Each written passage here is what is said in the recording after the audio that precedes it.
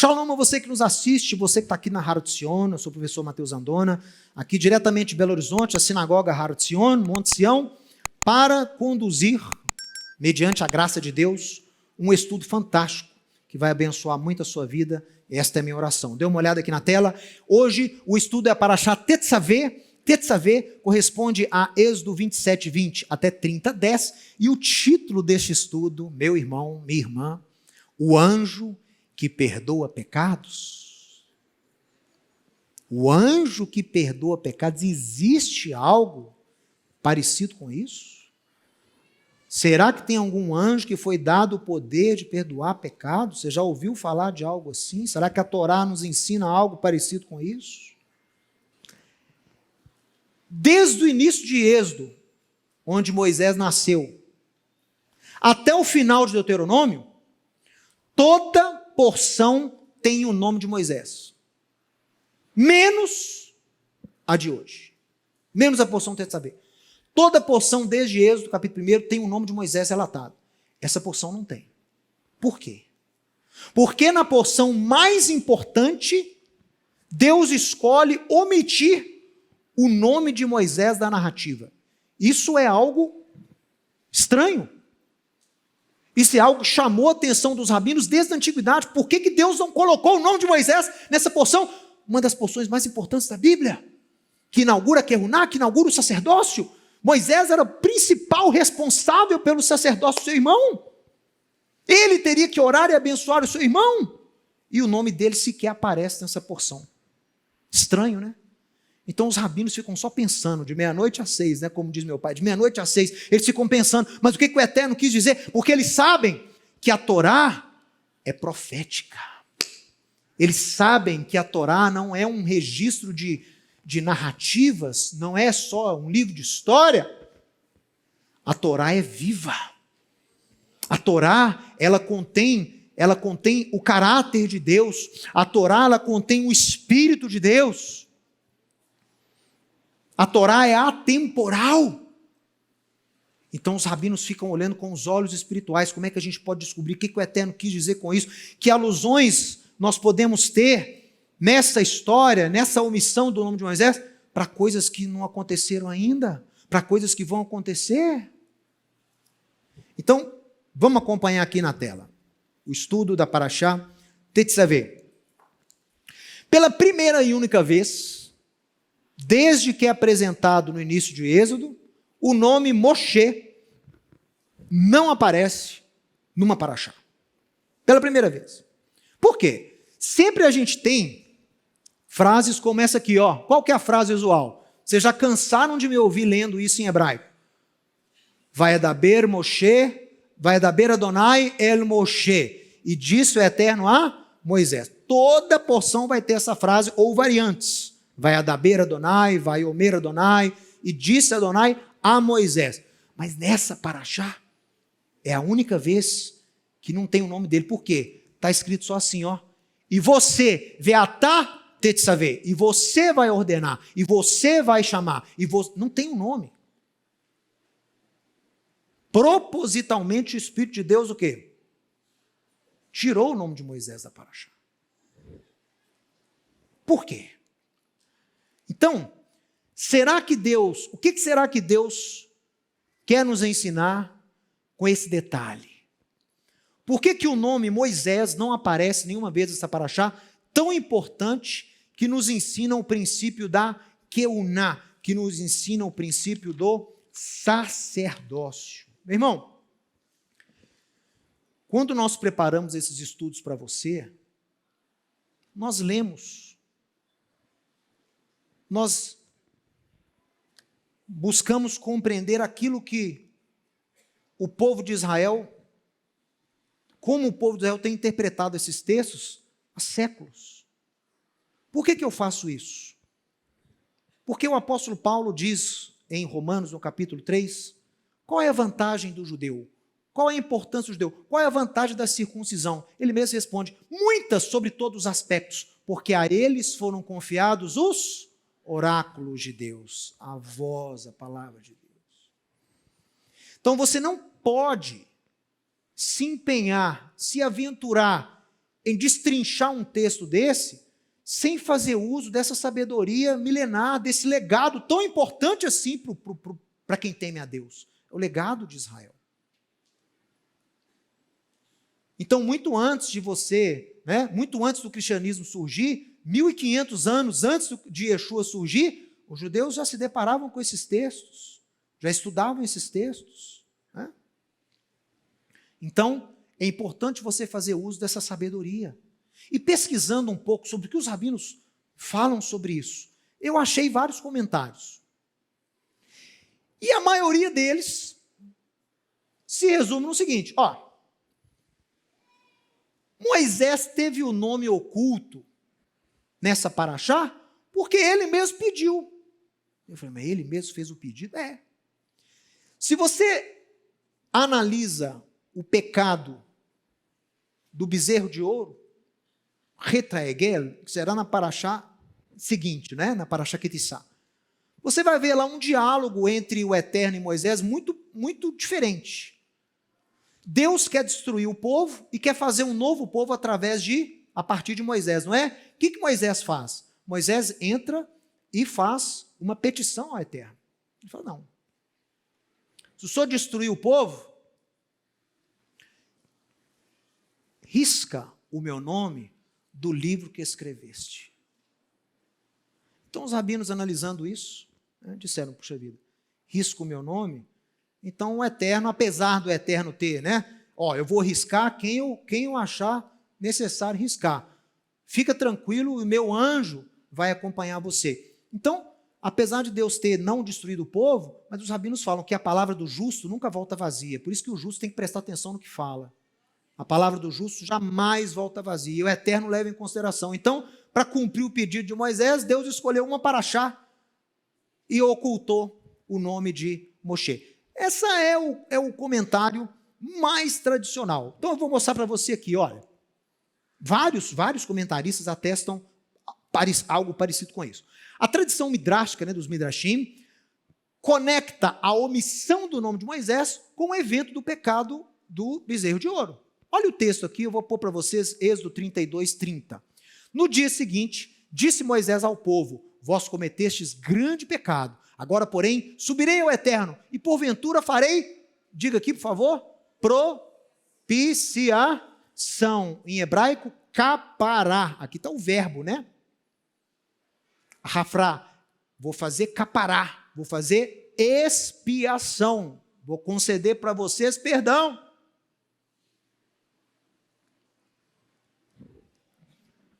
Pelo vosso pecado. Tornou Moisés ao Eterno e disse, ora, o povo cometeu grande pecado, fazendo para si deuses de ouro. Agora, pois, perdoa-lhe o pecado, ou se não, risca-me, peço, do livro que escreveste. Então disse o Eterno a Moisés, riscarei do meu livro todo aquele que pecar contra mim. Vai, pois, agora, e conduze o povo para onde eu te disse. E eis que o meu malar, o meu mensageiro, o meu anjo, irá adiante de ti. Então, os comentaristas atestam que por isso, porque Moisés pediu para tirar o nome, riscar o nome dele do livro que Deus escreveu, o livro seria a Torá, não é isso? Então o livro seria a Torá, e Deus cumpriu a palavra do justo que nunca pode voltar vazia. Então tirou o nome de Moisés lá da Torá, especificamente dessa paraxá. Mas tem rabinos que analisam que esse livro que Moisés pediu para riscar não é a Torá, é algo mais sublime. Esse livro, alguns dizem, é o livro Sefer HaChaim, o livro da vida, ou Sefer HaMishpat, o livro do juízo. Que livro é esse? É o livro que na tradição judaica e mencionado por Paulo e por João em Apocalipse, é um livro que Deus tem com o nome dos justos. Lá tem o nome dos herdeiros do reino. E esse livro, pela tradição judaica, é revisto uma vez por ano. Quando? Que época que esse livro é revisto? Entre Festa das Trombetas, Yom Teruah, e Yom Kippur. Então, no primeiro dia do 7º mês, até o 10º dia do 7º mês, os rabinos falam que Deus revê esse livro. Tem gente que entra Mas tem gente que sai. Vai depender do quê? Das obras, do testemunho, da vida. Então esse livro é revisto. Aí tem rabino que fala, não, Moisés pediu para ser retirado, é desse livro da vida. Opa, mas aí é mais grave. Se ele pede para ser retirado do livro da vida, ele está abrindo mão da própria redenção. É como se ele estivesse se oferecendo como pecador, apesar de não ter pecado, ele está se oferecendo como pecador, porque os pecadores não herdam, não estão nesse livro, não é isso? Então ele está se oferecendo como pecador, para Deus poder dar o perdão ao povo. Ele tá querendo se oferecer como substituto. Por isso que tem que entender. Então, peraí, e se esse livro não for a Torá, for o livro da vida? Aí o pedido dele tem um outro escopo, tem uma outra análise. Aí o pedido dele é, estou abrindo mão da minha salvação. Eu estou me fazendo pecador, me oferecendo no lugar deles. Estão entendendo como é que a coisa toma outra dimensão? E esse livro da vida, ele é mencionado em Apocalipse, vários capítulos, né? O livro é aberto, o nome do justo são lidos, e ele é mencionado por Paulo lá aos Filipenses, me parece, tem uma menção de Paulo nesse livro da vida, Filipenses 4, verso 3, eu até anotei para você pesquisar lá. Então, e os rabinos dizem isso, olha, uma tradição talmúdica, lá no Talmud babilônico, no Tratado de Rosh Hashanah, 16 lá do B, ele atesta o seguinte, que Moisés se referia ao livro do juízo, Sefer HaMishpat, ou Sefer HaChaim, livro da vida, aberto e revisto entre Rosh Hashanah e Yom Kippur. Então, essa é a tradição. Aí, como eu expliquei para você, se ele tiver, e eu acho que foi, tá? Eu acho que esse livro que ele pediu para ser riscado não é o livro não é a Torá, não. Era o livro da vida. Ele realmente quis se entregar pelos pecados do povo. E se isso for verdade, o que eu creio que foi, durante esse diálogo que ele tem lá na Parashá Kitissá, que eu mostrei para vocês aqui, Moisés comete um grave erro em relação à sua função e missão perante o povo. Um erro que deveria ser imediatamente corrigido. Eu não li isso aqui em lugar nenhum. Eu pensei comigo mesmo, espera aí.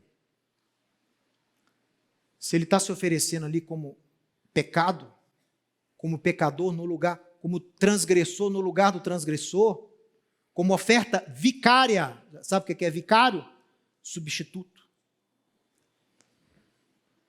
Aí ele confundiu as bolas. E por isso que o nome dele não aparece na Parashá Tetzaveh, que é a Parashá que fala do mediador, que é Arão. Por quê? Ele confundiu as missões. Ele servia sim de intermediador, o quê? De mediador em relação ao ensino, em relação ao juízo, em relação à revelação, tudo isso ele era mediador. A Bíblia fala isso. E o povo atestava, não fala Deus conosco, não fale você. Você fala com Deus e depois você fala conosco. Várias vezes o povo pede isso para ele. Então ele era um intermediário. Mas era um intermediário com limites. Com limites. Então olha só. Moisés oferece ser punido no lugar do seu povo. Servindo de expiação, ele não fala lá, eu vou buscar expiação para vocês, eu vou buscar propiciação, né? Vou buscar expiação, capará. Então ele se oferece para servir de expiação para perdoar os pecados da nação. Por isso que ele diz, se o Senhor não perdoar-lhes os pecados, permita-me servir de expiação no lugar deles. Em outras palavras, é isso que ele disse. Quando pede para riscar o nome do livro da vida, ele está se oferecendo como sacrifício. Quem está entendendo aí, meus irmãos? A narrativa, ela muda de situação aí. E a resposta de Deus com um pedido desse, porque Deus não podia deixar assim, falando, peraí, você é muito especial, você é manso, você é sábio, eu te escolhi, mas essa função não é sua. Essa função você não consegue prover. Deus já dá a resposta. Mas isso é possível? Isso existe na Bíblia? Existe. Olha aqui. O Eterno imediatamente alerta Moisés que ele, como homem, não poderia servir de intermediário, nem substituto pelos pecados da nação. Isso não. Por mais dedicado que tenha sido até o momento, a sua entrega não teria o poder de perdoar nem expiar pecados dos outros. Não tinha. Por mais especial que Moisés fosse, por mais graça que Moisés tenha achado aos olhos de Deus, e Deus fala isso com ele, Matzatahen baenai, você achou graça aos meus olhos? Por mais que Deus tenha se compadecido dele e mostrado a ele a sua glória, não é isso? Deus mostrou a ele a sua glória, mesmo que seja de costas. Ainda que ele tenha sido um homem que conversava com Deus, não em revelação e sonho, que conversava com Deus face a face, como quem se conversa com um amigo, Êxodo 33. Ainda assim, servir de expiação pelo pecado do povo, ele não podia. Exigia mais do que um homem comum. E Deus dá então a resposta no próprio diálogo que ele tem com Moisés, que eu li para vocês lá no Êxodo 32, Deus já dá a resposta. Sim, o povo vai precisar de um substituto, porque houve pecado. Não houve? Houve pecado. O povo foi destruído, o povo pagou? Não.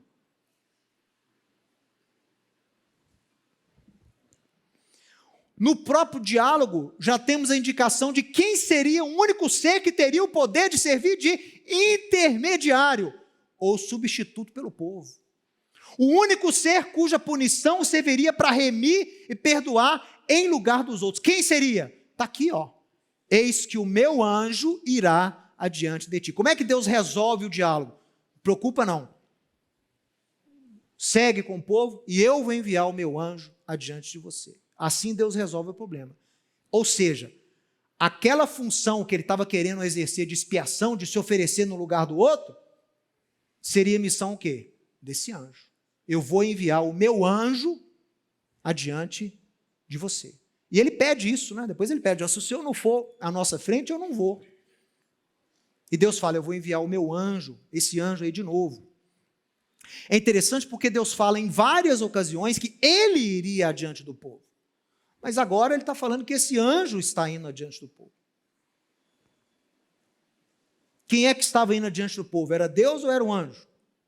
Tem ocasiões que Deus fala que ele passaria e executaria juízo sobre os primogênitos do Egito. Em outras referências diz o quê? Que o destruidor passaria e executaria juízo sobre os filhos do Egito.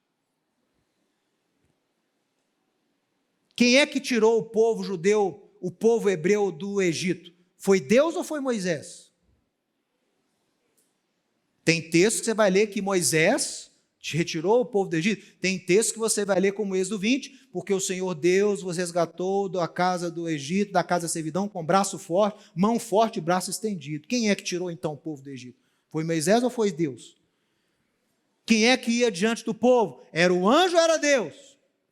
Deus não prometeu que ele iria diante do povo? Ele prometeu, eu irei adiante de vós.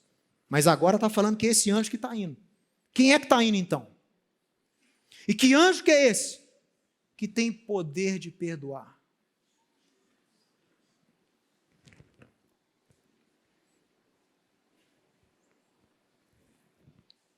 Os rabinos, claro, né? Os rabinos são fantásticos. Claro que eles estão com essa dúvida na cabeça aí há milênios. E um comentarista muito famoso, Rashi, Shlomo Yitzhak, um rabino, um comentarista francês, século XI. Ele escreveu o seguinte, não, esse anjo aí Não é um anjo comum, um mensageiro. Esse anjo é Metatron. Metatron parece nome de Transformer, né? Metatron. É porque não é hebraico. Quem é esse Metatron? Por que Rashi e outros rabinos do Talmud atestam isso? Por que eles falam que esse anjo aí não é um anjo comum? É Metatron. Quem é Metatron?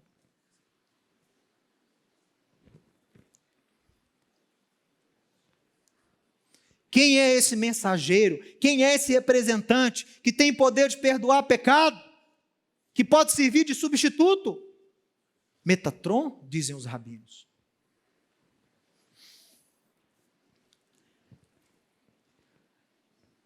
Na tradição judaica, surge esse ser, Metatron. Metatron, a gente não sabe se essa palavra é latina, se ela é grega ou se ela é aramaica. Se ela for grega, se ela for de origem grega, meta, o que é meta? Além, do lado, tronos, trono. Então, Metatronos, alguém que está do lado do trono. Alguém que se assenta do lado do trono. Trono de quem? De Deus. Se ela for em aramaico, Metatrono, significa o quê? Aquele que guia. Aquele que guia. Tá? E ela pode ser em latim. Metatrono significa o quê? Mediador. Né? Mediador. Então, a gente não sabe a origem dessa palavra, mas esse ser, na tradição judaica, ele é muito enigmático. Porque não é. Primeiro, ele é tido como um anjo que se assenta. Que anjo que assenta na presença de Deus? Não existe anjo que se assenta, mas ele assenta. Ele assenta à destra de Deus. E o anjo que se assenta tem trono, ele tem trono.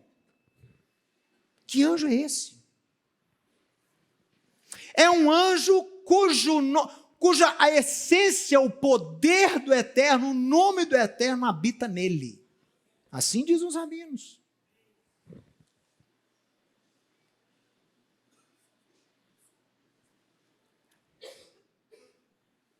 Nas orações que nós fazemos em Rosh Hashanah, nessa festa da trombeta que inaugura os 10 dias temíveis, né? Os 10 dias de juízo, entre Rosh Hashanah e Yom Kippur, no Rosh Hashanah, a gente não toca o shofar?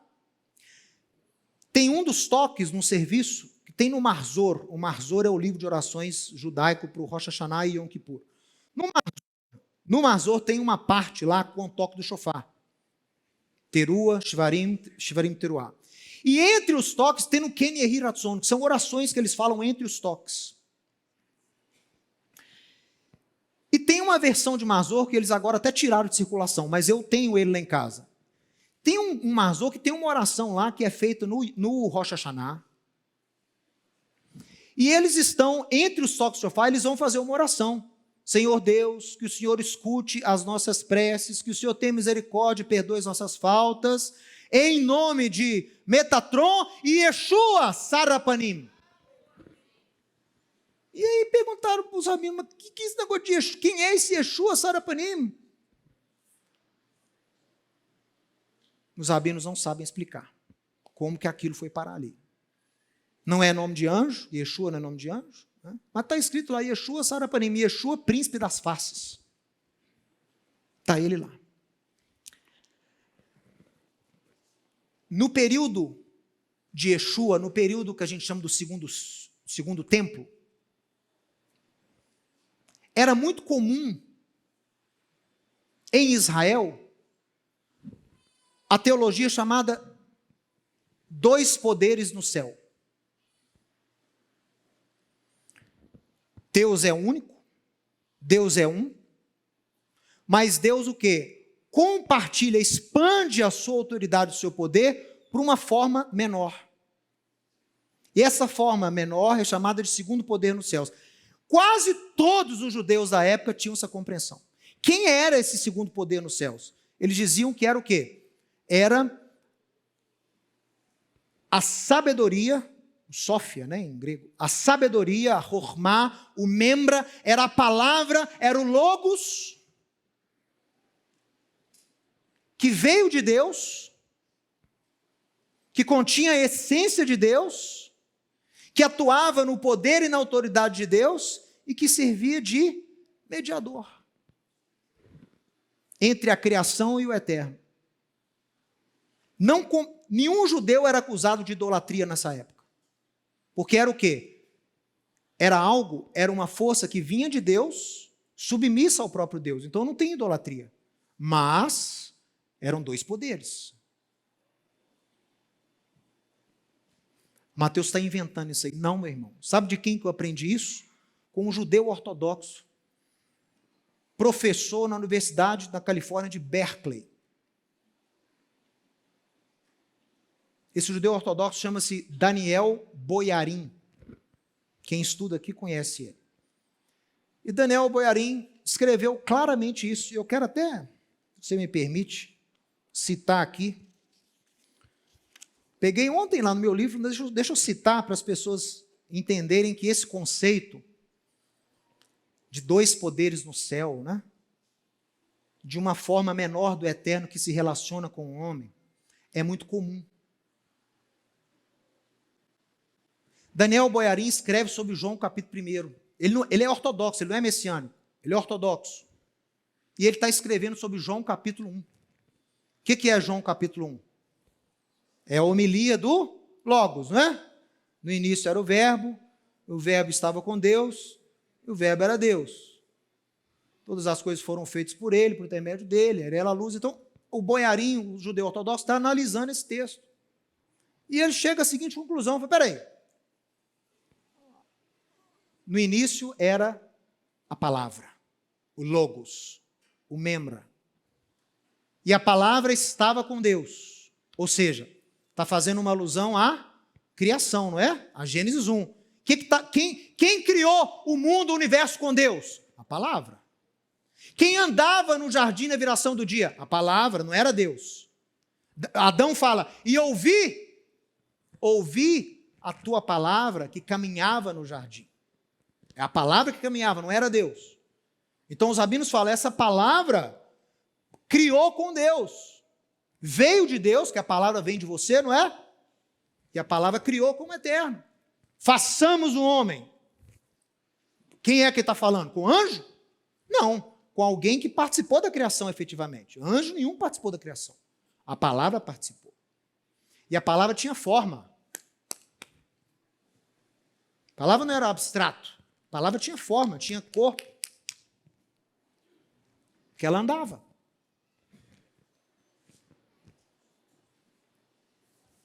Então, Daniel Boyarin vai falar o seguinte, o que João escreve no capítulo 1 é uma midrash linda, baseada em Gênesis capítulo 1 e baseado em Provérbios capítulo 8. O que é Provérbios capítulo 8? A sabedoria. A sabedoria personificada, ganha forma, ganha personalidade.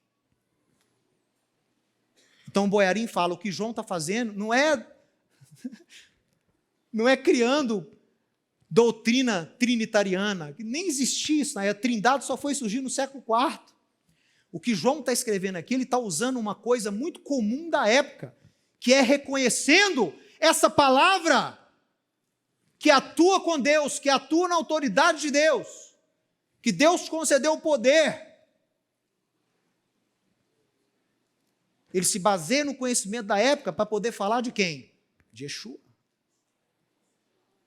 Essa palavra que vocês atestam que existe, essa palavra que vocês atestam que participou com Deus da criação, essa palavra que vocês atestam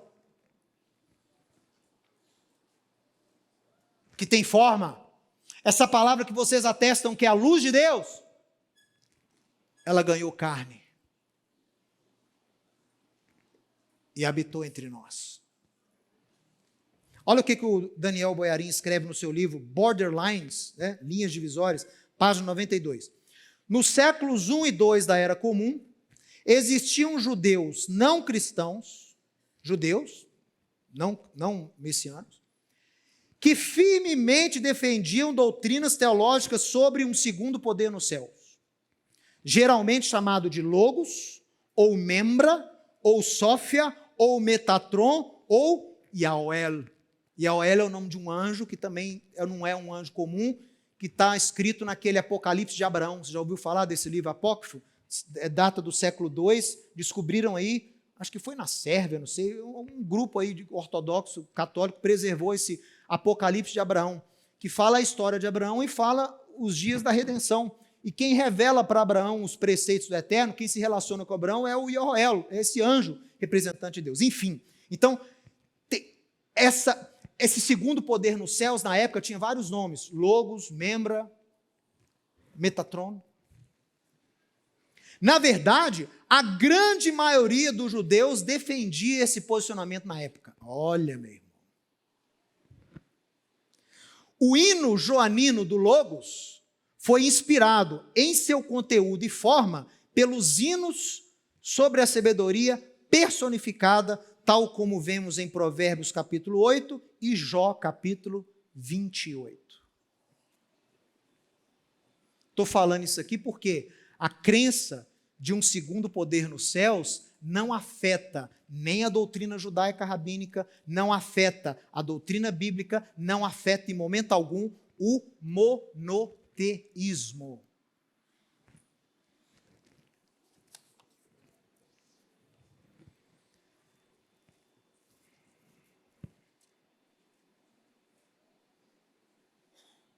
Deus dá a resposta para Moshe. Quem é esse Metatron? Olha,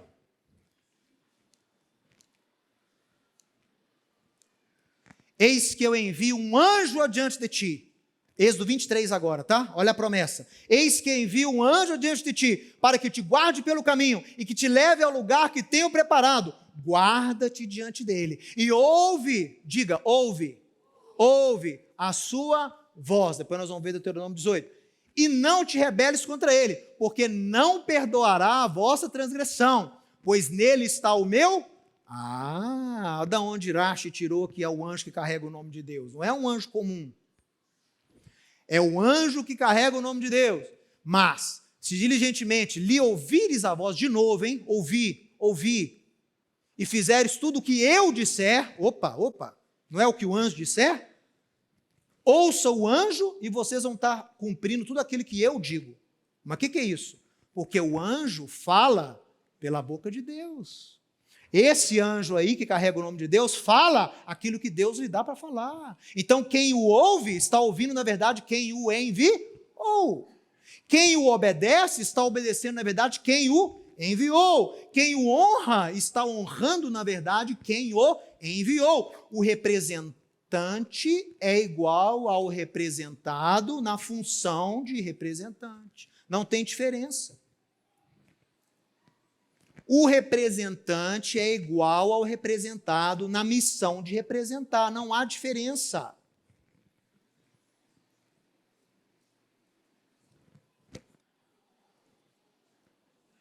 Aí eu serei inimigo dos seus inimigos e adversário dos teus adversários. Então, eu quero ler com você aqui. Esse anjo carrega o nome de Deus. Esse anjo perdoa pecados. Por quê? Se você não ouvir a sua voz, ele vai fazer o quê? Se você rebelar contra ele, ele não vai perdoar, então ele perdoa. Qual ser no universo tem poder de perdoar pecados além do eterno? Esse aqui. Esse anjo aí tem. Esse mensageiro aqui tem. Deixa eu ler com você o texto que eu citei aqui, que Moisés fala: ouçam a voz dele, ouçam a sua voz, ouçam a sua voz. Olha aqui, Deuteronômio 18, uma das profecias mais lindas, ditas até inclusive por Pedro, não é? Quando Pedro, no segundo discurso de Pedro, lá em Atos, Pedro atesta esse texto, Deuteronômio 18, 15, vamos falar ler do 15. O Senhor te suscitará um profeta do meio de ti, dos teus irmãos, semelhante a mim. Aí já complicou. ao mesmo tempo que é um anjo, tem que ser também o quê? Homem. Semelhante a mim, tem que ser homem. De alguma forma ele tem que ser homem anjo, tem que ser homem mensageiro, tem que ser um homem que carrega o nome de Deus, tem que ser um homem que é a materialização, que é a personificação da palavra de Deus.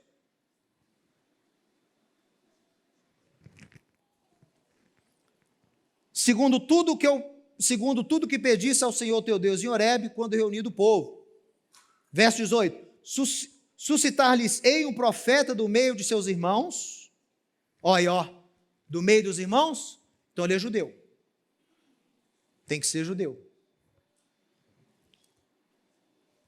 Semelhante a ti, em cuja boca porei as minhas palavras, e ele lhes falará tudo o que eu lhe ordenar. As palavras que digo não são minhas, são de quem me enviou. Bom, e aí, pessoal, vamos ler mais sobre esse anjo. Presta atenção, vamos ler mais sobre esse anjo. Abra sua Bíblia aí, Isaías, capítulo 63. Vamos ver quem é esse anjo. Que anjo é esse? Que mensageiro é esse? Verso 1.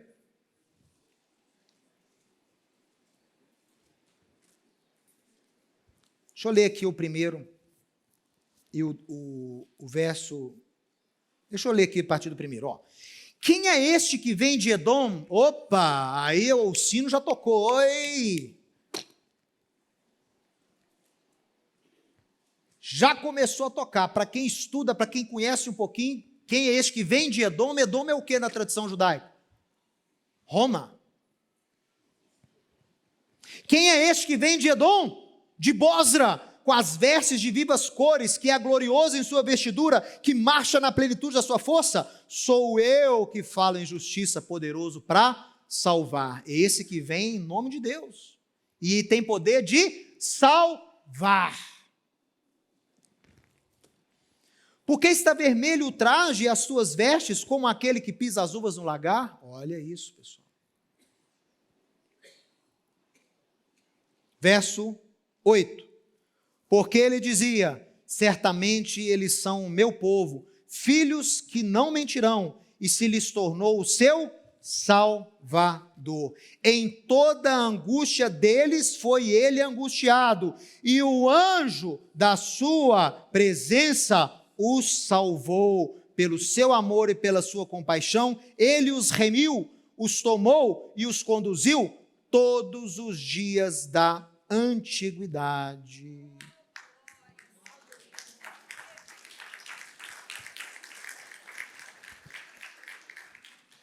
Mas eles foram rebeldes e contristaram o seu Espírito Santo, pelo que lhes tornou em inimigo, e ele mesmo pelejou contra eles.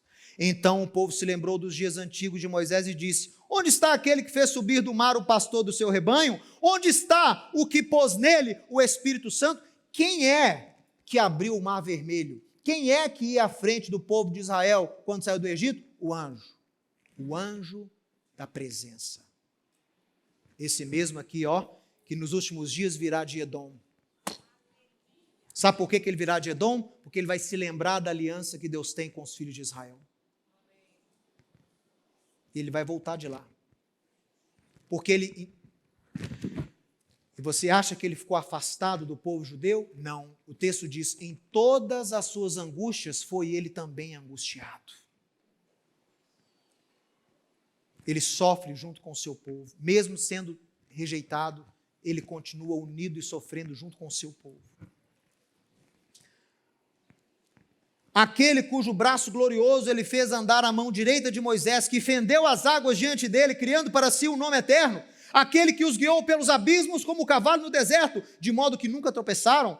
Como o animal que desce aos vales, o Espírito do Senhor lhes deu descanso. Assim guiaste o teu povo para criares um nome glorioso. É esse, meu irmão. É esse anjo da presença. É esse anjo da presença. Lembra que eu disse que ele perdoa, ele salva, segundo a Torá, e ele tem o poder de substituir. Lembra disso? Que Moisés não pediu isso? Deus não falou que o anjo teria essa capacidade? Vamos ver essa função aqui nos profetas? Olha aqui, ó. Olha aqui. Vê se não é exatamente isso a sua função. Certamente, Isaías 53:3, ele tomou sobre si as nossas enfermidades e as nossas dores, levou sobre si. Mas ele foi traspassado pelas nossas transgressões e moído pelas nossas iniquidades. O castigo que nos traz a paz estava sobre ele, e pelas suas pisaduras, pelo seu sofrimento, pela sua punição, fomos sarados. Todos nós andávamos desgarrados como ovelhas, cada um se desviava pelo caminho, mas o Senhor fez cair sobre ele a iniquidade de todos nós. Risca-me do teu livro. Não. Você não tem esse poder. Você não tem esse poder. Homem nenhum tem esse poder. Homem nenhum poderia ter morrido pelos seus pecados. Homem nenhum poderia ter sofrido pelas suas faltas. Homem nenhum, através do seu sofrimento, poderia te aproximar novamente a Deus e servir de expiação a você. Ninguém. Ninguém. Aquele o qual eu devo devoção, aquele que eu devo a minha salvação, aquele que eu devo o meu perdão, é só um.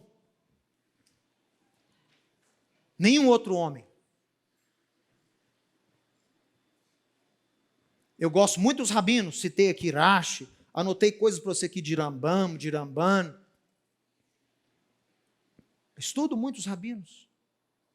Aprendo muito, mais com uns do que com outros. Mas nenhum deles morreu por mim. Nenhum deles consegue perdoar o meu pecado. O sangue de nenhum deles tem poder de me perdoar, de ficar no meu lugar. Aprecio os líderes do cristianismo, aprecio muito os lumiares da igreja católica, da igreja protestante, mas nenhum deles morreu na cruz por mim. Nenhum deles pode me dar perdão de pecados. Por isso que, por mais que eu admire homens, a minha devoção e fidelidade é só destinada a esse aqui.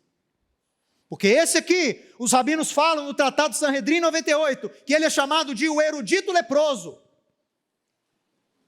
Inon é o nome dele. E os comentários mais antigos atestam que esse texto de Isaías 53 é uma referência ao anjo da face de Deus, aquele que tirou os filhos de Israel do Egito. Ao anjo que Jacó abençoou José no leito de morte, e ele diz o que para José? O anjo, o Malach HaGoel, o anjo que me remiu, que me resgatou, que me acompanhou desde o início, abençoe esses meninos. Esse mesmo anjo que redime, esteve com Deus lá na criação, naquela primeira noite. Esse mesmo anjo apareceu para Abraão lá em Gênesis capítulo 18. Esse mesmo anjo lutou com Jacó lá no vale de Jaboque. O anjo das faces de Deus. Esse mesmo anjo se revelou a Moisés lá na sarça ardente. Esse mesmo anjo retirou os filhos de Israel e ia à frente deles. Esse mesmo anjo abriu o mar vermelho no seu poder. Esse mesmo anjo sofreu por você. Porque ele tem poder para isso.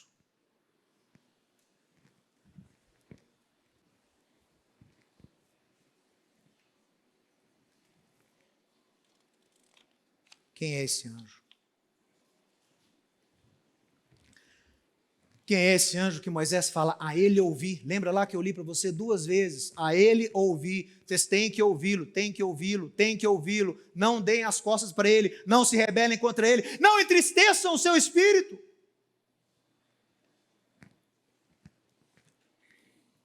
Temos que ouvi-lo. Mateus 17,5, falava ele ainda, quando uma nuvem luminosa os envolveu. E eis, vindo da nuvem, uma voz que dizia: este é o meu filho amado, em quem me comprazo, a ele ouvi.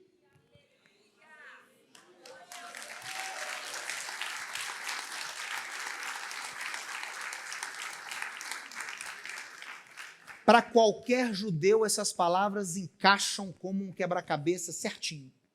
Espera aí, o profeta queria suscitar semelhante a Moisés, nós temos que dar ouvidos a ele. Ele seria semelhante a Moisés, mas ao mesmo tempo superior. Por quê? Porque ele tem poder de perdoar pecado. Ele carrega o nome de Deus, não como Moisés carregava. Ele pode servir de substituto. Yeshua. Yeshua. Yeshua é o Logos. Yeshua é o Metatron. Yeshua é o Memra.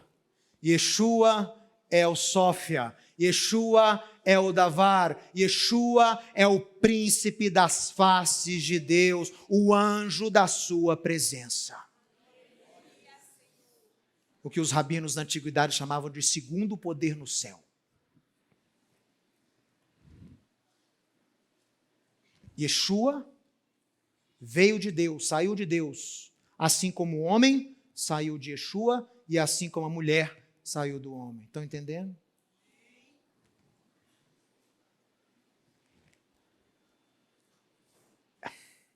Igualdade e hierarquia ao mesmo tempo. Yeshua veio de Deus, então ele faz parte de Deus. O homem veio do Messias, por isso que o homem faz parte do Messias, por isso que o homem é chamado de noiva do Messias. E a mulher veio do homem, então ela faz parte do homem. O homem só é completo com a sua esposa. Metatron só é completo com a sua noiva.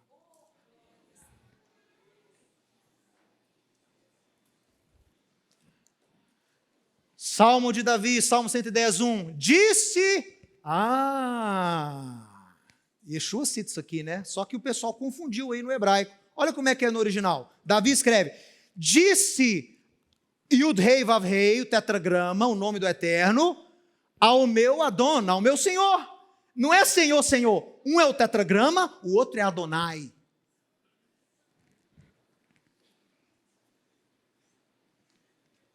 Porque a esse Yeshua, Deus o fez Senhor.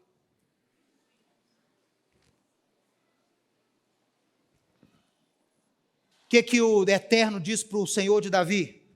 Assenta-te, ó o Metatron aí, ó, o que se assenta na presença de Deus, ele se assenta. Assenta-te à minha direita, até que ponhas os teus inimigos debaixo dos teus pés. Davi, por isso que eu falo com vocês, Davi teve revelação de Yeshua. Davi tinha relacionamento com Yeshua. Não aquela revelação plena ainda, mas ele tinha um relacionamento com o Messias. Assim como tinha Abraão, assim como tinha Moisés, assim como teve os patriarcas.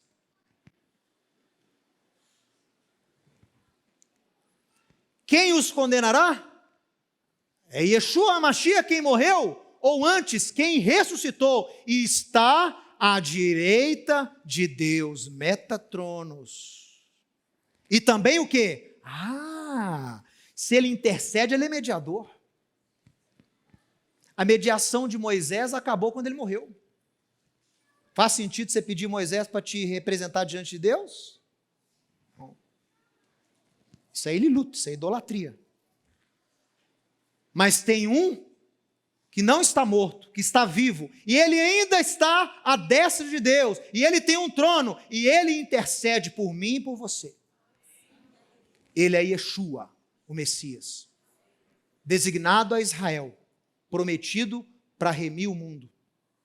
Ele é o anjo da remissão, o Malach HaGoel, ele é o Sar Rapanim, é o príncipe das faces de Deus, ele é o anjo da presença de Deus. Portanto, se fostes ressuscitados juntamente com o Messias, buscai as coisas lá do alto, onde o Messias vive, assentado à direita de Deus.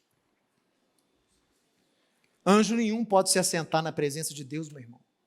Anjo nenhum pode estar do lado de Deus. Mas o Messias pode.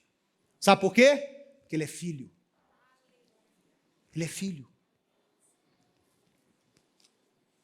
Meu irmão, portanto, aprova o Eterno retirar o nome de Moisés dessa paraxá, onde temos o conceito de keuná, de sacerdócio. Por quê? Para deixar claro para ele que ele foi muito bom.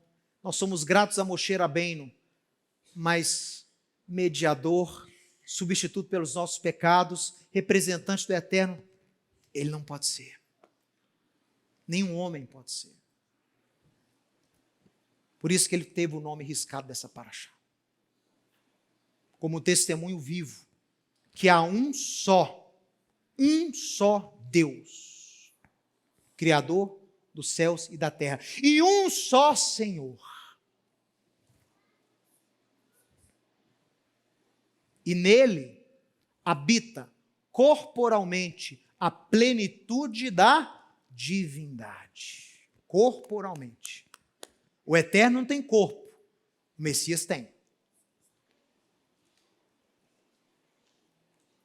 Ah, mas eu aprendi que tudo é um misturado, um que são três, que são dois, que são um, que hora é três.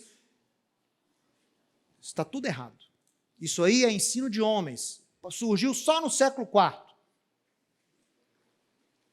O que eu estou falando aqui é Bíblia, é profeta, é simples.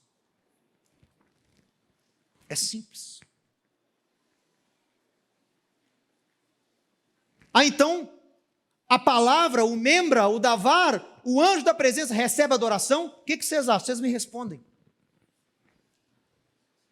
Ele atua independentemente? Não, ele atua representando quem? O doutor de poder. Então, o que ele recebe de adoração é o quê? É refletido a quem o enviou. Claro que ele recebe adoração. Óbvio. E não há idolatria, por quê? Porque ele veio do Eterno.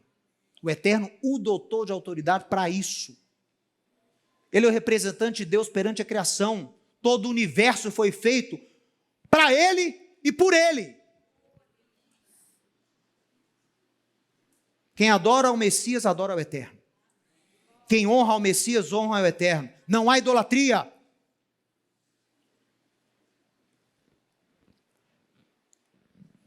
Este fato serve como testemunha que nem mesmo Moisés, nem nenhum outro justo, pode intermediar ou expiar pecados por intermédio da sua própria entrega. Não é possível alguém se tornar transgressão pela transgressão dos outros. Apenas o mensageiro do Eterno, que carrega o nome do Eterno, é que fala pela boca do Eterno, pode remir, salvar e perdoar pecados. O seu nome é Yeshua HaMashiach.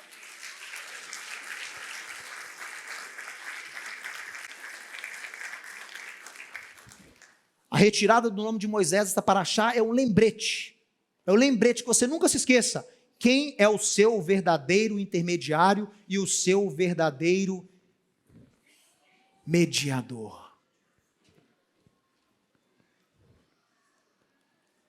E para a gente encerrar,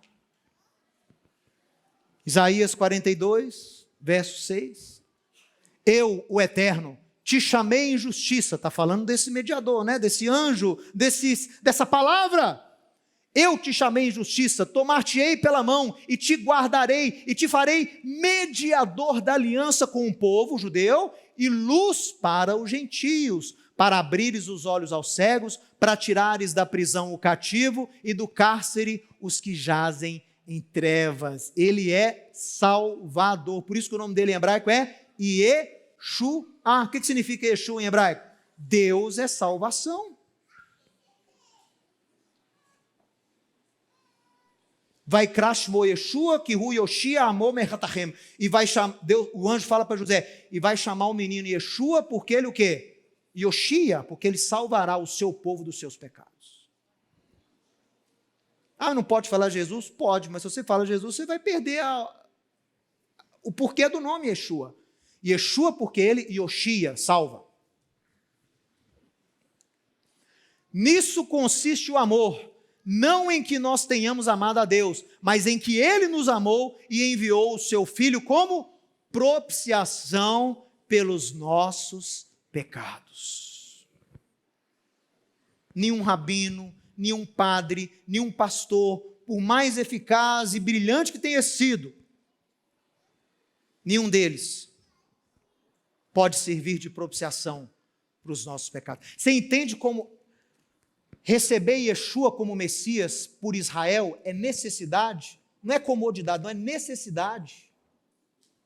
Porque sem templo, sem sistema sacrificial, a única fonte de perdão de pecados que existe no mundo, para judeu e para não judeu, é esse Metatron, é essa membra, é esse Logos, é Yeshua. Deus não faz nada sem planejar as coisas. É necessidade crer em Yeshua, meu irmão. Israel precisa de Yeshua mais do que nunca.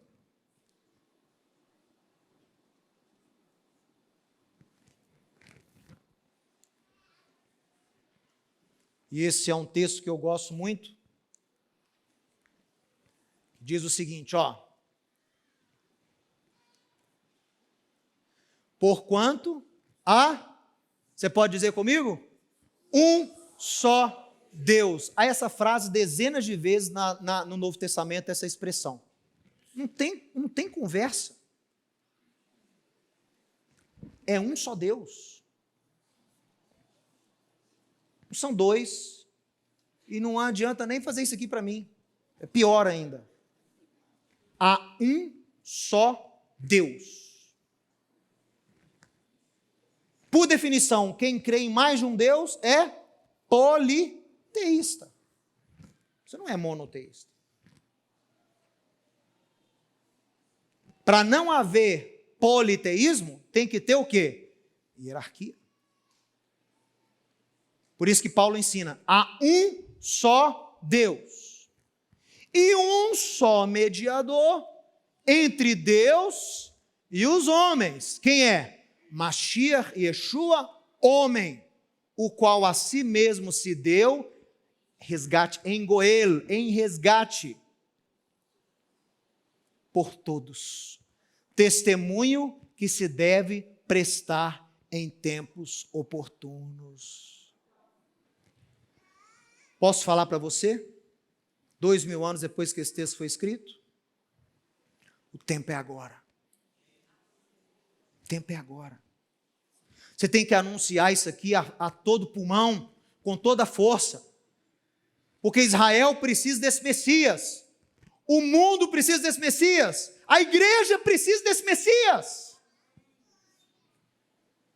Não como fundador de uma religião que surgiu lá em Roma, mas como o rei de Israel, o anjo das faces de Deus, o redentor, o mensageiro das faces de Deus, o redentor, aquele que é a imagem do eterno, é a divindade plena em corpo, que representa Deus a nós 100%. O nome dele é Yeshua. E o tempo é agora. Não se cale, não se envergonhe, anuncie, proclame para Israel e para as nações, não há outro poderoso para perdoar pecados. Não tem templo, não tem sacrifício, não tem bode, não tem carneiro, não tem pombo. É Yeshua, Hamashia, aquele que tem o poder de perdoar pecados, porque ele se entregou. E eu termino dizendo o quê?